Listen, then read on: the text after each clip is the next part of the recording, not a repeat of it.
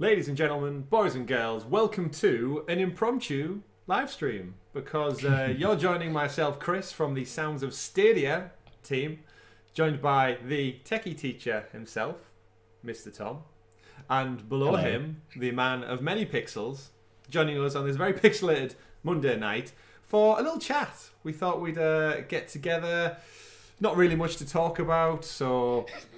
Monday night, usually quite quiet. We thought we'd get together and celebrate us reaching that 1K mark, which is thank you to the news for making this a very bittersweet moment to us. But we thought everyone in the community would like to get together and celebrate us passing that 1K mark together. So if you are new to the channel, in fact, if you're new to Stadia, if the sudden news burst of stories brought you to our channel, thank you for stopping by. Us three lovely gentlemen bring you a Stadia podcast every week. Luckily, we're not owned by a first party because we might not be around for much longer because the news first story of the week, this is like just an impromptu podcast. Apologies anyone for any technical stuff. We usually prepare this a little bit ahead of time. But thanks to everyone in the chat already as well. Crazy Bad, Holly, I can see you in there. Tommy, Andy, thanks for stopping by. Let's just get into it, gentlemen. So we've been hit with some news this Monday night. Breaking news, some would say, coming to us live from Phil Harrison, Vice President and General Manager of Google Stadia, Mr. Phil. And he's got some news for us, Tom and Richie. Yes, he has. And the Stadia community as a whole. So just a little bit. Just a smidge. So Alistair, thanks for stopping by as well. Let's swing on over to the news, but not in its glorious sunshiny. Do I have the news? Oh, I had the news in the studio. I don't have the animation in this part, unfortunately. Otherwise, this is such an impromptu stream. I was still asleep 20 minutes ago, having a nap. So wow, imagine I woke up to this news. See, my plan was I was actually contemplating streaming one of the new February Pro games tonight, and I was like, oh, do I go in? I might do it at 9 o'clock when I'm free. And then everyone gets an update with the Stadia blog. So I thought, have they given us some new free games for Stadia? Was 3 pro games not enough? But instead, we get this article posted out with a blog post. So let's have a rundown, ladies and gentlemen. Tom, would you like to read through this for us, just so the audience know what's to be said? Yeah, you have the most British voice of us all, I would say. So I'll just open this bottle of wine, and while you crack on with the story. Just knock back for every second that I'm speaking here. So we had a blog post from Phil, Vice President GM. Sorry to interrupt, Tom. Did Chris just actually take a swig of wine straight from the bottle there? I mean, I don't blame him. I'm celebrating us passing the 1K mark. Nothing else. I'm not drinking to anything, don't worry. As you were, Tom, as you were.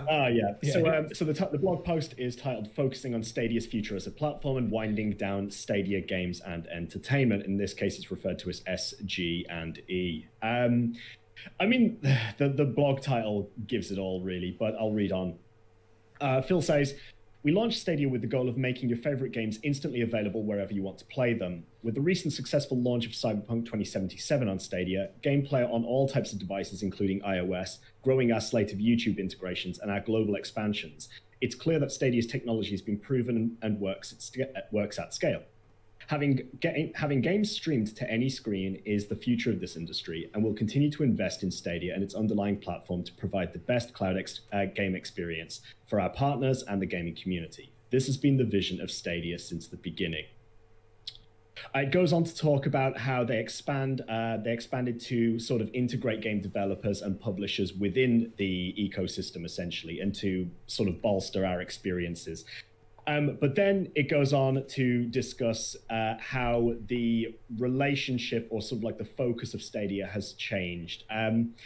They're now focusing on building the technology as opposed to first-party IP now. And with that decision being made, they have decided to terminate Stadia Games and Entertainment, and they're shutting down, with immediate effect, the Los Angeles and Montreal studios. This does mean that we are saying goodbye to Jade Raymond to pursue other opportunities. So that's a huge blow. right there, but we'll discuss that in just a minute.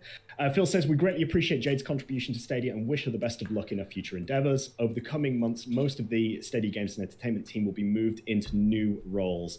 We're committed to working with this talented team to find new roles and to support them. But what does this mean if you're a current or future Stadia gamer? You can continue playing all of your games on Stadia and Stadia Pro, and we'll continue bringing new titles from third parties to the platform. We're committed to the future of cloud gaming, and we'll continue to do our part to drive this industry forward. Our goal remains focused on creating the best possible game platforms for gamers and technology for all of our partners, bringing these experiences to life for people everywhere.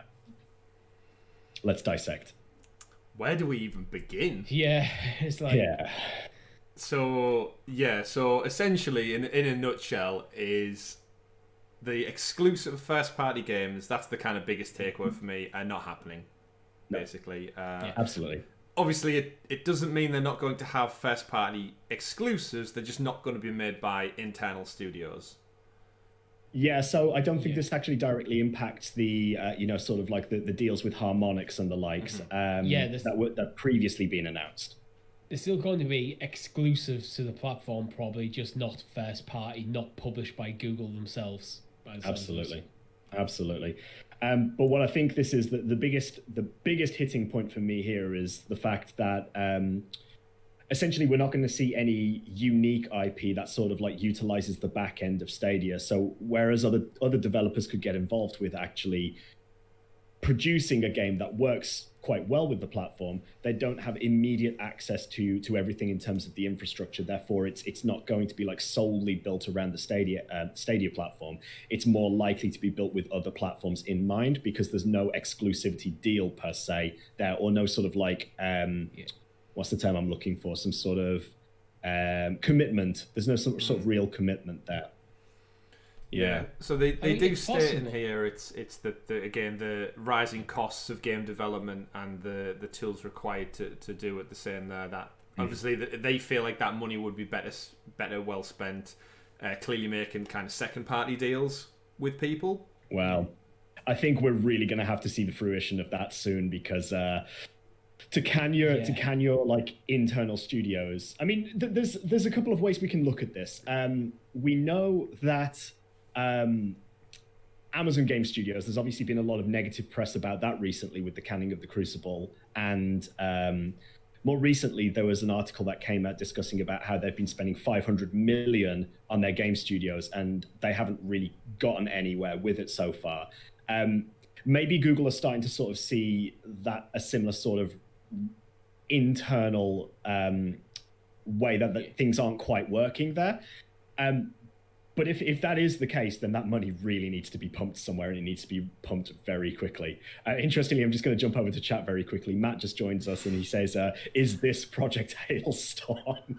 I mean, it's one hell of a hailstorm out there right now. If we take a peek out the window, my car's getting dented to shit by giant ice balls. Already. I don't even know what to make this news. I don't necessarily think this means that, like, Stadia-specific titles that utilize Stadia's unique technology are done, because they are talking about the guys who work at Stadia Games Entertainment. Most are going to be moved on to new roles.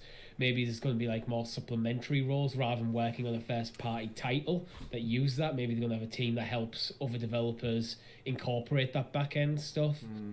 That could also be, though, just when any company goes through closures with redundancies, they have to legally usually find a job for somebody before just making them redundant. They need to offer them a role within the same company if there's positions to be filled, rather than, because I'd imagine Jade Raymond over there is taking a pretty decent redundancy package off the back of this.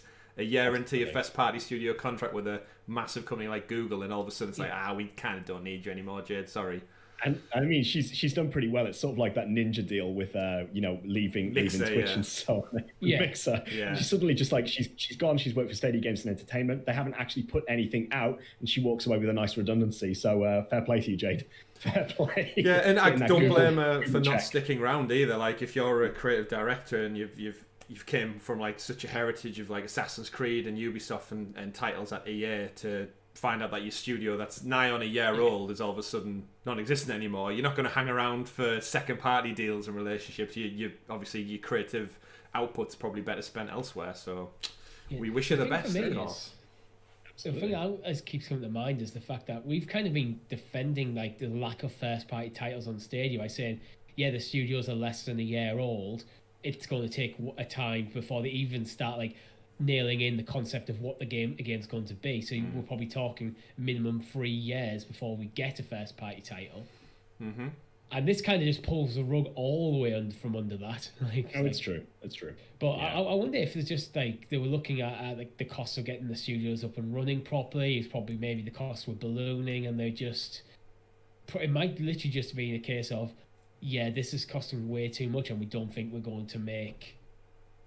It's not going to be beneficial to us in the even in the medium term to do this. Maybe we're better off focusing on nailing the platform, getting all third parties across there. Maybe it frees up cash to get more EA titles, more Activision titles over here. But you'd like to think they've crunched the numbers and they knew that outlier from the get-go. Like, you can't be a year and a half into a business and suddenly go, oh, it's costing too much with that. How much have we got in the bank? Billions. Oh, yeah, it's too much. Shut of the studios. It doesn't... You can't suddenly just turn around and like, this isn't a decision that's obviously been made by the creatives. It's from somewhere else. It feels like a weird decision. I'd love to know the more detailed explanations of what's going on, but we'll never hear that. Because I know there's an argument like going, you look at Xbox over the last generation done quite well, and was largely a third-party platform. But there again, Microsoft had a couple of generations under the belt, and the initial Xbox launched with like Halo. So it launched on the back of very strong first-party titles. Certainly. I think this, without the promise of like a first-party titles, because you look how far Sony was ahead in terms of Microsoft, that was largely, in my opinion, on the third-party titles, because arguably Microsoft had the more powerful hardware. So it's really hard to see. Like possibly, but like I say, it really is now hopefully going to open up so much capital that we could actually see. And I really do hope that we do see something positive out of this. A lot of people are already referring to, the Google graveyard and so on. In fact, I can imagine all of those people talking about Stadia being dead and sent to the graveyard are probably just like rising out of their own graves so much.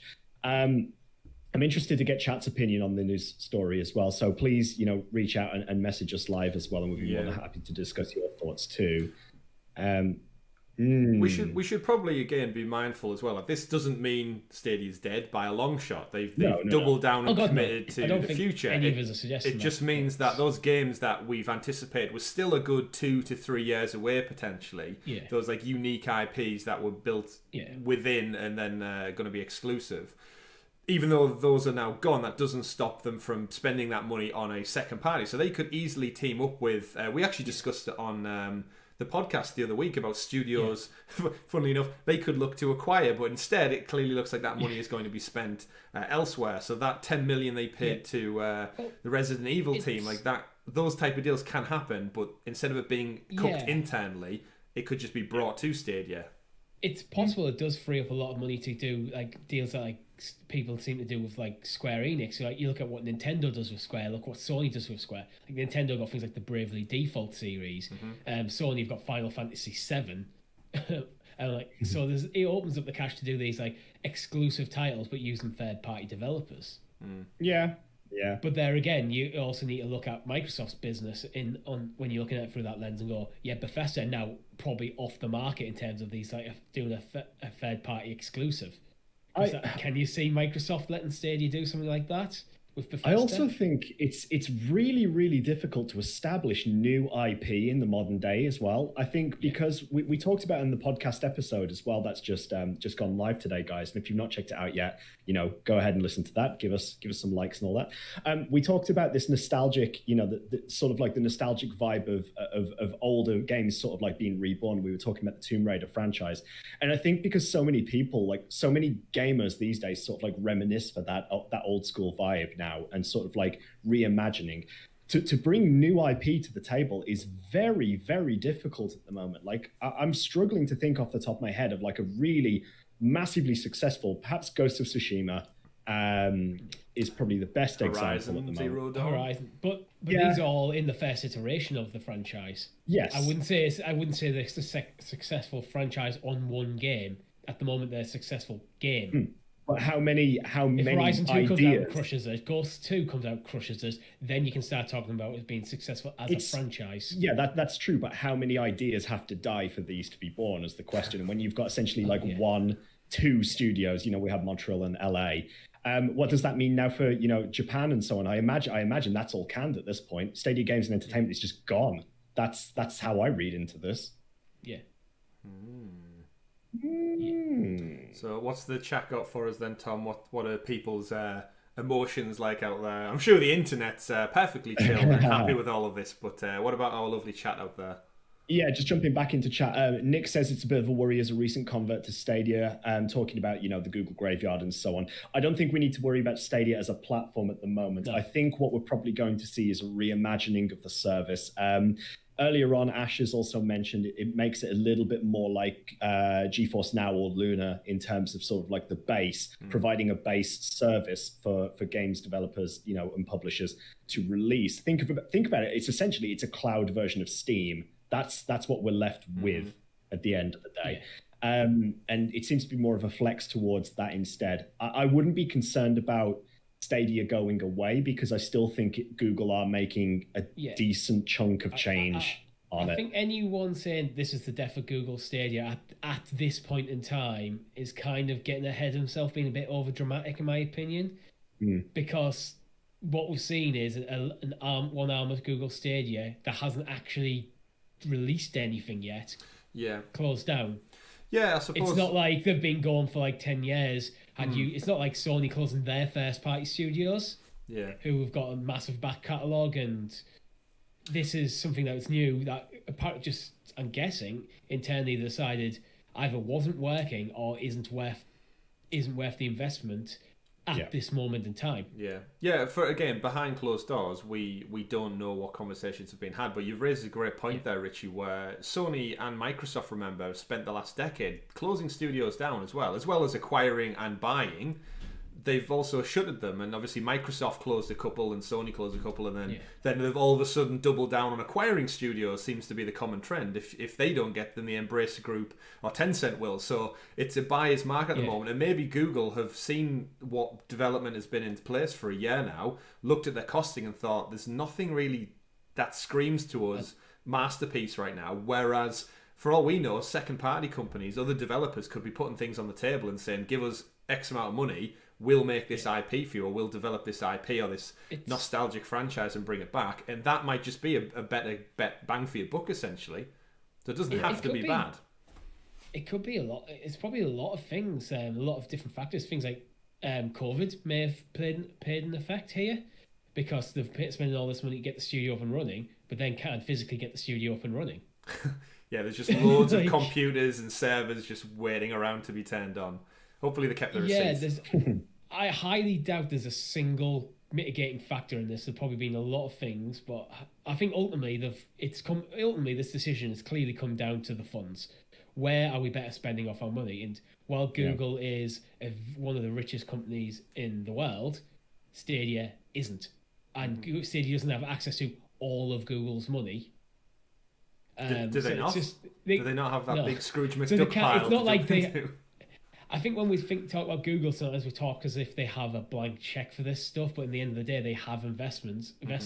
They want to see a return on the investment, and if this is a part of the Stadia business that is just being a money sink and is potentially inhibiting the growth of the platform. How many times have we been calling for like Google to get their wallet out and throw money at Activision, throw money at Bethesda, throw money at well, not Ubisoft because they're pretty cool. throw money at throw money at Epic, get Fortnite over. Maybe they're going, well, we'd love to do that, but we've got budgets to work under. But how do you now? Budgets going here. But how do you now solve the issue of the player base with that in mind? Because obviously, at the end of the day, we all are now probably thinking again and turning our minds towards, well, clearly, if the first party doesn't work, it was sort of like I'm imagining what happened was it was sort of like a Frankenstein's monster. They tried to build something and it turned out it was a dog shite, so they just canned it. So do we now see that cash being thrown towards the Fortnites, to the Call of Duties, those sorts of games? But if so, then if we already know that Epic have said the player base is not big enough on Stadia, how do you then solve that? It's sort of a catch-22 now, where we're a bit stuck. Because on the one hand, most people are now thinking Stadia is dying once again to the general public, and here we are sitting here now thinking about, how do we now revitalize this? Well, this is a move where I think they're gonna. I know Google currently like to play the cards close to the chest, but this is where you need to come out swinging. You can't just leave this bad piece of news, because at the moment I think it's almost universally seen as a bad piece of news. Just you can't just let this linger. You have to come out and take the money that you were putting into this and reinvest in other arms of the platform. So maybe if Epic are going, well, the player base isn't big enough on Stadia, maybe you need to go, well, what we need to do then is we need to give you more money to get your game over here, and maybe supplement the cost of getting crossplay running. Yeah, well, we looked at the Resident Evil leak. It was 10 million to get Resident Evil 7 and 8 ported to Stadia. Yeah. So the argument could, I suppose, be now is that what's the development cost of an average game? Ballpark figure, nobody has a clue. Let's just say it was 50 million, and this exclusive Stadia Games Entertainment title was going to cost 50 to 100 million over the course of the next 3 to 4 years, and they don't know what the end result is going to be. If they can take that 100 million, split up into two pockets of 50, and say, Epic, we know you don't think the player base is there, but here is $50 million, port Fortnite to here. Activision, you would like money, here's $50 million, port the next Call of Duty over to Stadia. And they could be financially better investments as opposed to developing your own game, when you could just go and pluck bigger titles. Hey, the guys who made Fall Guys, he's $5 million. Port it over, will you? We just don't know. We can only theorise. But like you said, Richie, when it boils down to the costing, there's money better spent elsewhere, it would appear to be. So what that looks like, you're right in saying they need to come out swiftly and answer these questions, because the internet is going to have a field day with this. I can listen to my gaming podcast, the news, Kotaku, IGN, already having a field day. Yeah, and for reference, I've just been Googling some stuff, and the development cost of Cyberpunk was reported to be 313 million. I'm now looking for like another one from like a Ubisoft or something. We can get a kind of a good estimate of the cost of these things. Yeah. But it's they need, obviously. Watch Dogs Legion was 68 million. So you're looking probably, I'm guessing Cyberpunk is on the top end of there. Yeah. So you're probably looking, I imagine, 1 to 200 million is probably going to be the sweet spot for AAA. Yeah, could you divide that up and go to second parties? Go to obviously like the Harmonix Supermassive and say, if you want to make a title exclusive for us, we'll subsidise you with 20, 30, 40, however much it takes. Yeah. That could be a better deal at the end of it. And we know creating studios isn't easy. That's why Microsoft went out and dropped a cool $7 billion on Bethesda, because it was easier than nurturing your own from the ground up. I think it's generally a lot generally a lot more expensive to probably get your first game going if you're going to aim for AAA straight off the bat than it is to use an established studio. Yeah. The development times are going to be quicker with an established studio, because there's all them little things that you don't think about. The admin. How do you file stuff? How do your teams communicate internally? All that stuff needs to be worked out, and that takes time, and that costs, and it'll slow down the progress of games. So there's a lot of complexities in building a studio from scratch. You look at Cyberpunk, and that was just, they were CD Projekt Red were an established studio, had a couple of hit titles. They massively increased the size of their team. Which one was received well? Yeah, we definitely need to see the likes of a Resident Evil 8 announcement now. I'm just going through, just looking through the messages right now and trying to address some things here. So Alistair early on says, I hope this doesn't signal to third parties that the platform isn't worth developing for. What I also hope is that I hope Google don't sort of flex this and start making it sort of like a PC/any device based Google Play Store, because there's a lot of trash out there that it really sort of needs to be kept semi-moderated to an extent. I think that would be awful. Going through the reactions on Twitter, We got not some Twitter people. not brilliant. Let's shall we have a look? We'll have a little explore. It's very rare we get to do this live, so yeah. No. What I mean by that is in terms of the comments on the Stadia post. yeah. Well, we might not go some of too them much are into that one. No, I'd probably suggest we don't. People asking for refunds if the service dies. People talking about Stadia is dead. I bet all the people who wish Stadia would be dead is silent right now. So on and so forth. It's not great. It's not great. It's not a positive vibe right now. But Amerigamer has just joined us as well. Has just said, I wonder what this means for... A lot of journalists in the gaming industry kind of lashing out in the fact that Jason Schreier, formerly of Kotaku and now of Bloomberg, I know it's fun to make jokes about Stadia imploding, and yes, a lot of people predicted this sort of thing was going to happen, but it's hard not to be infuriated at Google hiring 150 plus game developers only to throw them all away a year later, like old Google glasses. Yeah, that's a great point. Like, we should obviously our hearts go out to those who are now find themselves. Obviously, they're going to try and offer them another job. But if you're a game designer, then you being a Google admin guy doesn't really kind of fill your career path, does it? So obviously, big unfortunate. You might be loss. really excited on that project. Probably maybe a bit trepidatious that the project wasn't going as smooth as but you're eager to get back to work and find out. It's possible like these developers only found out today. Yeah. Well, I suppose a big part of this news as well is on Twitter. Apparently, Grace, who's the community manager, who's a friend of ours, I would say as well, has apparently deleted her Twitter account. So hopefully it's just temporarily suspended in and amongst maybe a backlash or questions being sent her way. It might be easy to just go on mute, I guess, for the short interim period. But I think that's what it is. I really hope the way people just like lashing out of her, blaming her, just throwing a lot of vitriol and just... Because it's not her fault. She's a community manager. It's people suddenly just get this sort of rage, this red vision all of a sudden, this red mist. I'm just going to go through a couple more really quick because we've got a lot of people chatting on right now. People talking about, interestingly, about the fact that we got Journey to the Savage Planet, and immediately there goes Typhoon Studios. Yeah, straight out the window. That's an interesting question.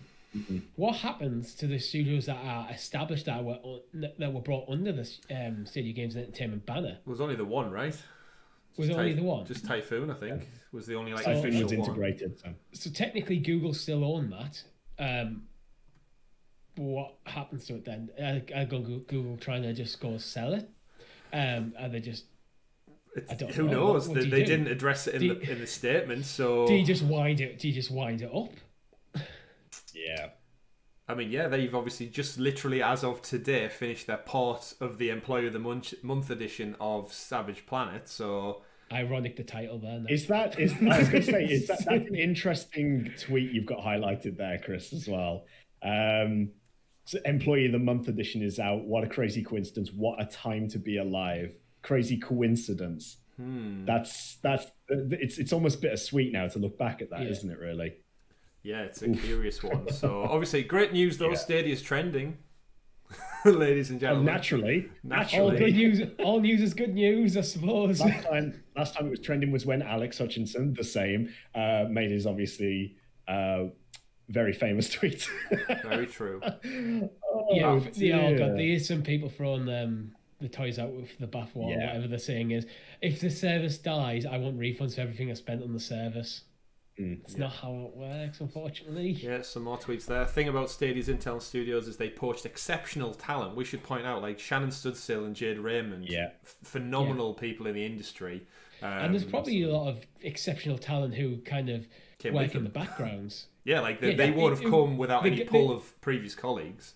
All them people whose names in the credits of the game when you roll credits, they're the sort of people who make the game, and often you don't know the names because they're not usually the ones heading up the studios. Mm-hmm. I mean, Andrew makes a good point in chat as well. He's just joined us and says, personally not too concerned. We weren't looking forward to anything in particular, so it's not that much of a loss. I mean, the reality is we didn't know what was actually in development. So if we're not losing out on that, I suppose there's a silver lining there to say that if it was something that was announced and people were hyped for, then this might be taken slightly differently. It's still not great news, I don't think, because it definitely means that the sort of the idea around the platform is changing.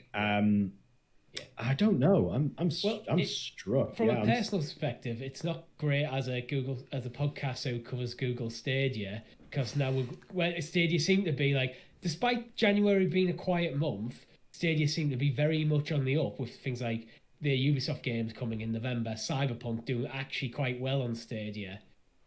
And now we're just the first day of February, after a quiet month, we're getting hit with this. It's kind of like, are we going to be back to fielding against the Stadia? It's not dead. Can we just come back to a slow news? Yeah. But again, you're totally right in highlighting that in the chat as well, because these games were potentially still another 2 or so years out, so we wouldn't have been really talking about it, even though we'd hope to see maybe fragments of it in this summer sometime. Chris, sorry, I'm just going to interrupt you quickly. Erin Hoffman John has just tweeted to say, believe it or not, folks, I have heard the news. Number 1, yes, my team is affected. Number 2, yes, we will be okay. Number 3, yes, we appreciate your offers of new job opportunities. Number 4, yes, it'll take a while to sift through all of these messages. Yes. Number 5, I still believe we love you all. So there we go. Okay. Yeah. That's I suppose that's a bit of shining light in and amongst it.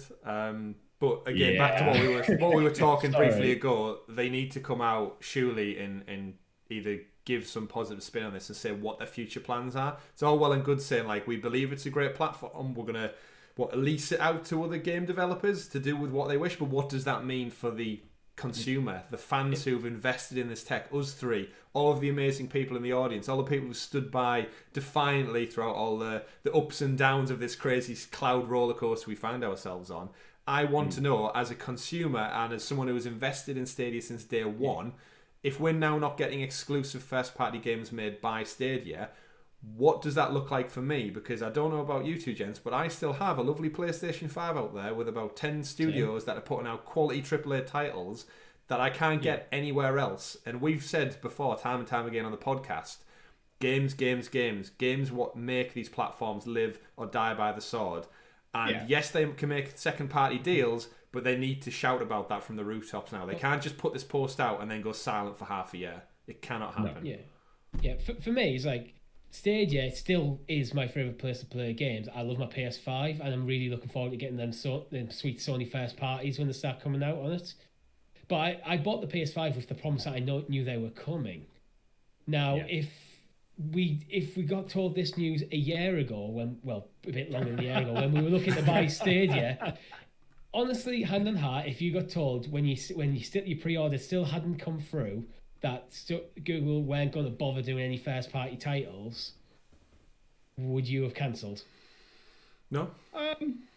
Probably not. I mean, I'm just going to touch again on the point that Lee raises, which we've addressed once before, but just to address it again. Can't miss what we didn't have. Still 400 games or so coming. Yeah. Again. You're absolutely right. Like, I'm just going to focus back on that point. Yeah. Okay. So maybe we go back to Stadia prior to Stadia Games and Entertainment. Again, we never had anything from them. So at the end of the day, like, what is there to lose? I'm sort of focusing back. I'm trying to stay positive with this and focusing back in on that element of, we want the big titles, we want the triple A's, and we didn't know what was coming. Therefore, are we getting just overly wound up here? Slow news one. I think I might have just been a bit harder than I intended. But what it feels like is one of the things that I was really looking forward to seeing what they could utilize with the technology in a first party setting has now just been taken off the table. I now need to see what's on the table. Yeah, it was kind of the promise because with the Jack Buser interview end of last year, where he's talking about, we're going to be playing our cards close to the chest before we're ready to announce things. That when you look at this news in that context, is thinking, are you going to give us anything to be excited for? Because we know how much they love to shadow drop games. Yeah, true that. But it's roadmap. But if you want people to come to your platform, if you want people to stay with the platform, because there'll be some people reading this news today and just bounce. Oh yeah, and you probably never get them people back. True. You're going to have to give something out there for people to be excited for. Well, yeah, okay, we'll see what you're doing there.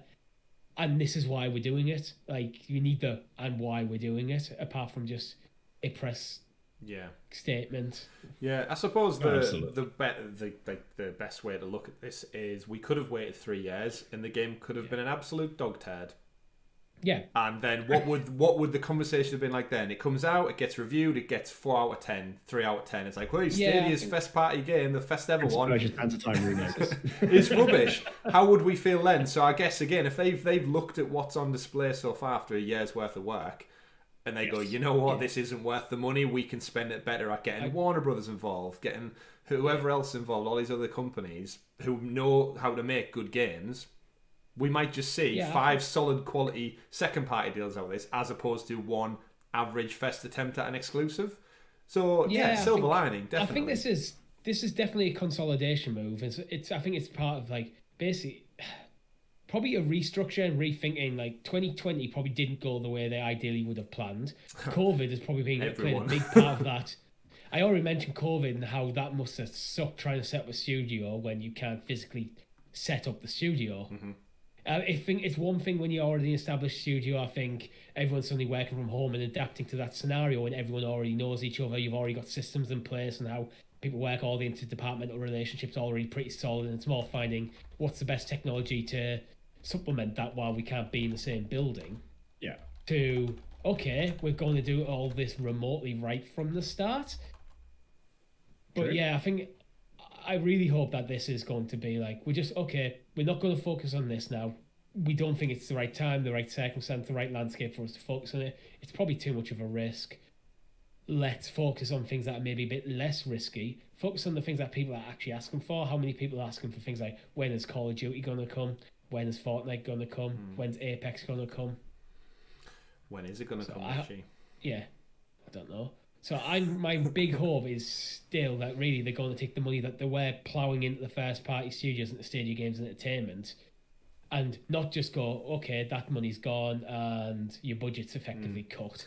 Yeah. We're going to give you this money to other teams to make the best of what we can do right now. Yeah. And I suppose long term, we don't know what the internal conversations are like. We've theorized many times on the podcast that Stadia would be the best convenience for a handheld like Nintendo Switch, and we've also theorized a couple of times how bad Sony's online cloud platform is. PlayStation Now is hit or miss at best. Yeah. Nintendo's remote play is pretty shoddy as well. Yeah. Although that's more of the hardware in the PS4's fault. It's just that the wireless isn't good enough. Unfortunately. And then you've got Nintendo Switch doing their kind of Hitman cloud version and the Control cloud version, but you have to queue, and it doesn't really, like, Switch it doesn't have the wireless infrastructure for that to work as well as Stadia does. We know Luna's on the horizon, so for all we know, conversations could have happened about being a supplement to PlayStation, to Nintendo. We just really do not know. But how long do we have to sit in the dark as consumers who've bought into this? Do we sit silent in the dark, I guess? There's going to be 2 different sides of the coin that this is going to land on. The vocal people and the people who just are happy with it and get on with their lives. And it's just a little news story that doesn't about games. Yeah. So, Dave in the chat brings up a point. Is Stadia's convenience and entry costs enough to bring people in? They need to get the games to do that, and I completely agree. But if you're going to be, we're going to aim to be one of the best place to play third-party titles, then suddenly the basically zero barriers to entry to get into the Stadia ecosystem is a very enticing prospect. If they're hitting every single major game as good as the PS5 and Xbox Series X at the point of release, that now has to be the target, and it has to be the target now, not in 6 months' time. I think on the back of this news. Interesting. Kotaku's confirmed the following with a quote here. Plans to begin offering its Stadia tech to publishers, opening up the possibility for Stadia to become the streaming tech for other video game companies. Direct from Phil Harrison there. Will focus on pursuing new partnerships. Okay. Yeah. So again, they are essentially sort of going around and trying to... I imagine what they're going to be trying to do now is they're going to try and sell the Stadia tech, not the Stadia service, but the Stadia tech to those big publishers. So where we were looking at the likes of, an EA Play in the future, or some sort of, like EA-based platform where they have their own cloud, they're probably now going to strike up some sort of partnership or deal with EA I imagine, following the Madden launch to see whether they can try to get something integrated there. I wonder if we will now see something similar to like the Ubisoft Plus, whether we get those almost Luna-esque channels coming to Stadia in the near future. Yeah, we need to be seeing these games day and date, I think. I'm just having a quick look through Twitter again to see what we've got going on here. Our friend Rock tweets saying, I read this as Google pulling out of providing a consumer-focused service to offer the tech and platform to the industry as a service. If that's the case, it should be made free to use at pro quality immediately. The loyal player base deserves that much. Interesting take there.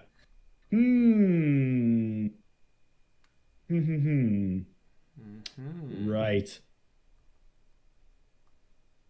Kumna asks, will these publishers then also release their games on Stadia then?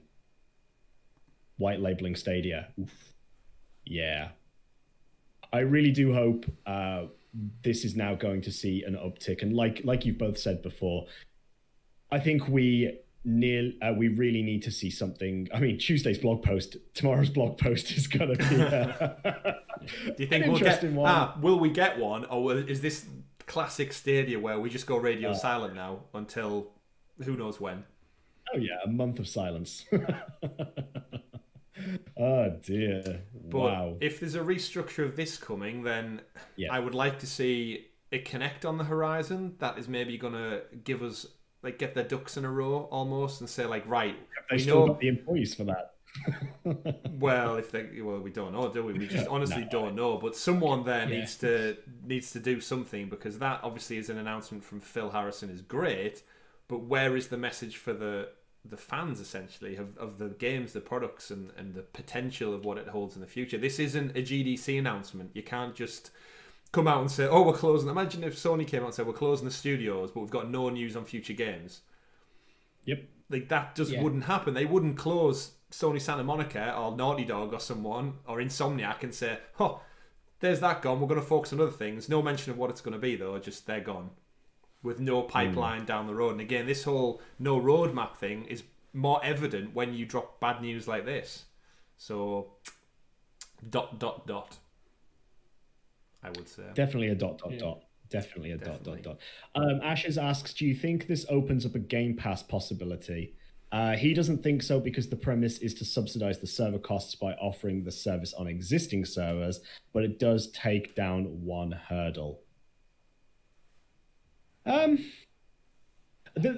first thoughts when I saw this news story is whether Stadia was going to flex the service into sort of more like a Game Pass, like looking at the direct competition and flexing towards like a Game Pass / Luna-esque model.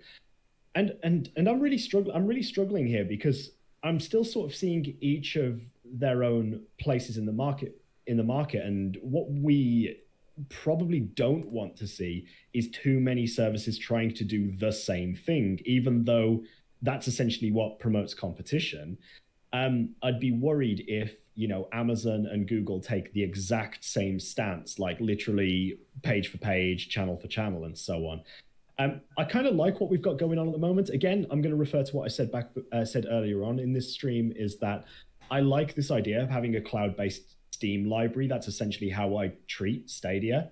I just get to play it wherever I want to go. I just still feel like I keep going back to the same point, which is I just keep feeling like we need those games still, because there's still a lot of stuff out there where, I'm logging in, I'm looking at my player list, and at one point my player list was at like 80, 90 people online playing Jedi Fallen Order and Sekiro and stuff like that. And now I log in, I've got maybe like 30 or 40. I'm just... Yeah, I think the timing of this news makes it impact a bit heavier. If this came out in a scenario where we aren't waiting over 100 days for FIFA to come out, as an example of, we already had things like the news. We had things like Call of Duty Warzone on the platform already. We've seen we had things like all the offerings from EA, all the offerings from Activision, all the offerings from Ubisoft, all the offerings from Square Enix that aren't exclusives, all day and date. If that had been like we had 6 months of that before this news, I think it wouldn't hit as hard, to be honest.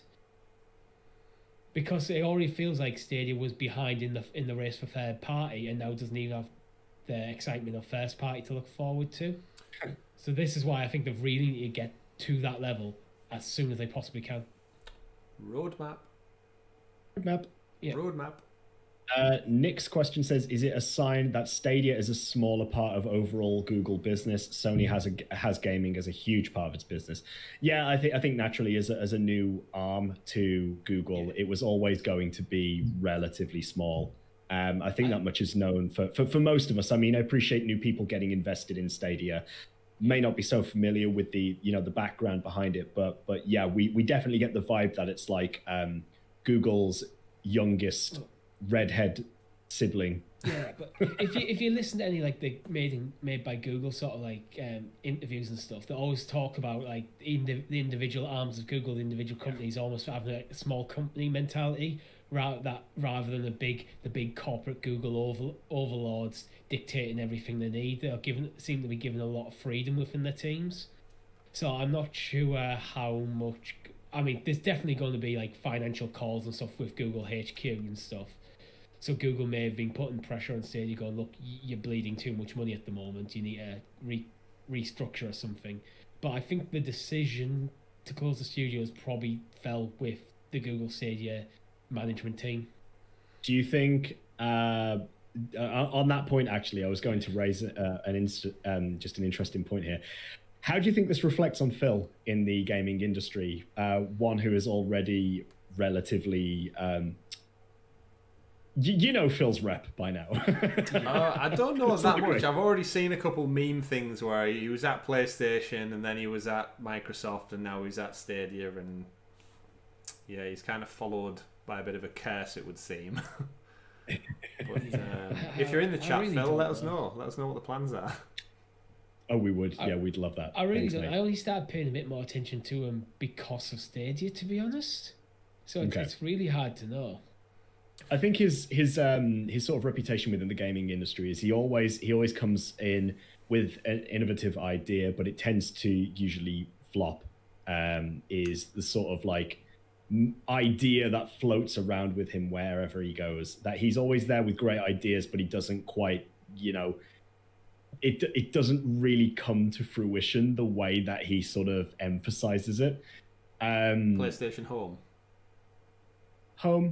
Yeah. That was a thing, remember? So are you thinking that he's got good inspiration, good vision, but doesn't quite nail the execution? He's a visionary, but he's not he's not the actual guy who gets there. But again, going back to what you were saying before, the reason I was leading with that sort of point there is you were talking about like the Google execs making these decisions here. Do you think Phil had any sort of part in this at his position as vice president? He's vice president, general manager. He was and Jim Stadia, yeah. I mean, if I was him and I wasn't in the room for this conversation, I'd be quitting. Put it that way. Like if you're the vice executive and the general manager, EP. and this decision was made without consulting you in some way, shape, or form, I couldn't stay at that company personally. Yeah. So I'm definitely assuming he's involved in the conversation to some degree.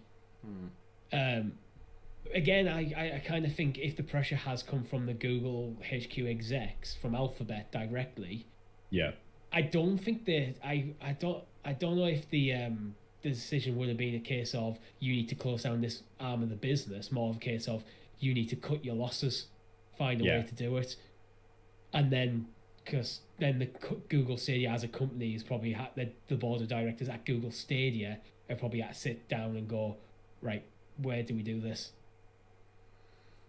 Okay.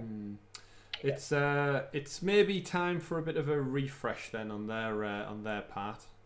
It would appear if you're going to put out this news, then clearly the consumers, the fans, the shareholders, I guess, the people who are invested in Stadia, they need to know what the future holds, and all the cards can't just be kept close to the chest, I would imagine. But if you're just stopping by, if you're just joining us, the news story that's dropped this Monday night was essentially that Stadia are closing their first-party development studios. Obviously, we've not seen anything from them yet. There was probably still a good year or two out, but some staff have left. 150 devs are essentially looking for a new job role. Hopefully, they can all find them a job. If not, Unfortunate, very, very unfortunate, and some sad news included there.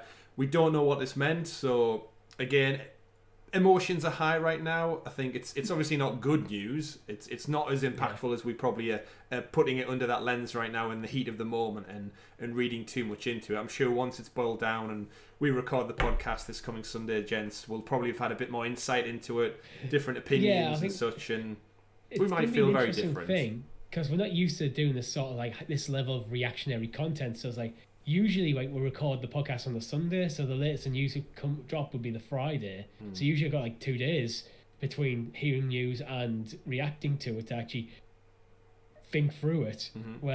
So I've kind of been doing that thought process live here. Certainly. But tell you who's not going anywhere though, us three. Or we don't plan to, unless Stadia literally shuts down. We actually have big plans. We'll tell you our roadmap right now as we're on the cusp of 1K. So if you're watching along now and you've enjoyed our conversation, our breaking news for the first time, I think it's the first time we've done breaking news. If you've enjoyed this type of content, give us a like down below. Comment over all the wonderful people in the chat. I gesture towards the chat, then I realise I've moved it to this screen now. So you guys in the chat over there.